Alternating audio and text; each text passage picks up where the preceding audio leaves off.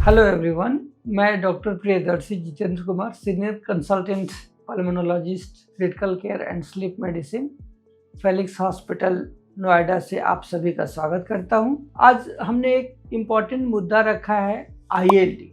आखिर क्या है ये आईएलडी?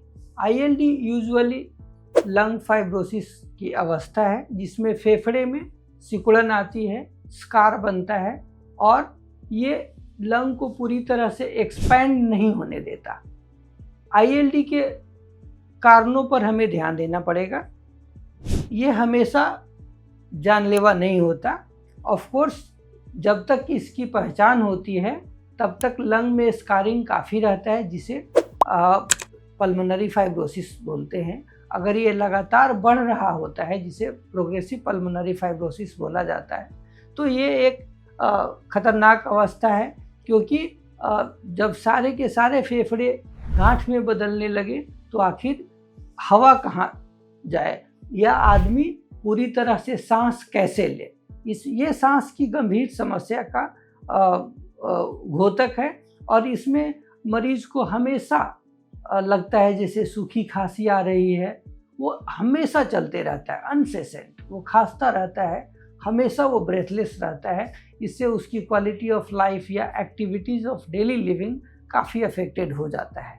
कारणों में अक्सर या तो ये ऑटो इम्यून डिजॉर्डर के साथ एसोसिएटेड रहता है, या इसके पीछे कभी कभी कुछ दवाइयों का साइड इफ़ेक्ट्स के रूप में देखा जाता है, या अमूमन ये एनवायरमेंटल पोल्यूशन में बहुत सारे हैं, जैसे सिलिका, एस्बेस्टस, ये सब पल्मोनरी फाइब्रोसिस कराते हैं। जो हमने ऑटो इम्यून डिजॉर्डर बोला, उसमें गठिया की बहुत सारी बीमारियां, जिसमें rheumatoid arthritis, scleroderma, even psoriasis, बहुत सारी बीमारियां हैं जो कि लंग में फाइब्रोसिस कराता है। जो दूसरी इम्पोर्टेंट बात है उसमें है कि इसका डायग्नोसिस क्या है। तो डायग्नोसिस हम लोग पल्मोनरी फंक्शन टेस्ट कराते हैं, जिसमें उसके लंग वॉल्यूम्स या डिफ्यूजन लंग कैपेसिटीज से हमें उसका आभास होता है कि बीमारी कितनी अधिक है। हाई रिजोल्यूशन सीटी स्कैन काफ़ी मददगार साबित होता है इन कंडीशंस में, जिसमें हनी कुम्बिंग या बहुत छोटे छोटे सब जगह सिस्ट बनते हैं, जो हनी कुम्ब जैसा दिखता है, हनी कुम्बिंग उसे बोलते हैं।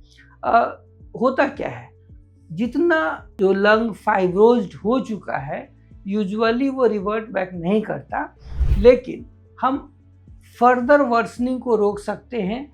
पूरे के पूरे फेफड़े में उस तरह के हनी कुम्ब अगर नहीं बने हैं तो उसको आगे रोक सकते हैं बनने से, जिसे हम बोलते हैं कि उसका जो प्रोग्रेशन है उसको हम रोक पाए। अगर हम इतना भी अचीव कर पाते हैं तो उस मरीज विशेष का क्वालिटी ऑफ लाइफ प्रिजर्व किया जा सकता है।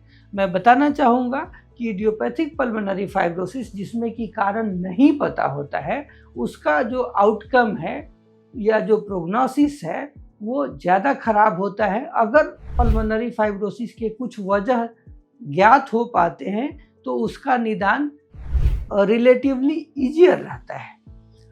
अब हम आगे बात करेंगे कि अगर है ही तो हमें क्या करना चाहिए। ऑफ कोर्स हमें पल्मोनोलॉजिस्ट को दिखाना चाहिए और उसका प्रॉपर ट्रीटमेंट लेना चाहिए।